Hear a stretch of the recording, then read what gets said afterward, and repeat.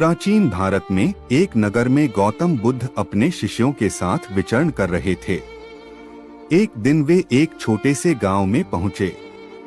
वहां का एक युवक बुद्ध की शिक्षाओं से बहुत प्रभावित हुआ और उनका शिष्य बनने की इच्छा प्रकट की। बुद्ध ने उसकी ईमानदारी और समर्पण को देखकर उसे शिष्य के रूप में स्वीकार कर लिया। युवक का नाम आनंद था। आनंद बुद्ध के साथ हर स्थान पर जाने लगा और उनकी शिक्षाओं को ध्यान से सुनने लगा। एक दिन बुद्ध और उनके शिष्य एक नदी के किनारे विश्राम कर रहे थे। अचानक बुद्ध ने आनंद से कहा, पानी लाओ, मुझे प्यास लगी है।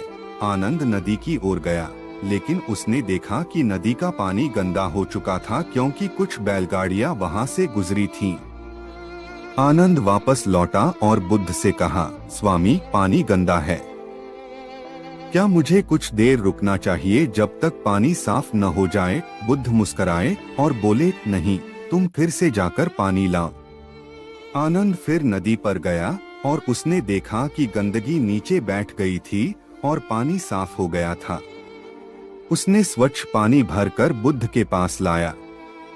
बुद्ध ने पानी पिया और फिर आनंद से कहा, देखो, जैसे इस पानी की गंदगी शांत होकर नीचे बैठ गई, वैसे ही हमारे मन की गंदगी भी धैर्य और शांति से शांत हो जाती है।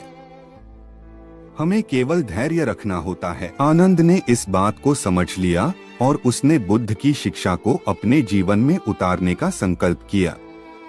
इस घटना ने आनंद को धैर्य और शांति की महत्वता को गहराई से समझा दिया। इस प्रकार गौतम बुद्ध ने सरल जीवन के माध्यम से गहन शिक्षाएं दी जो आज भी हमारे जीवन में प्रासंगिक हैं।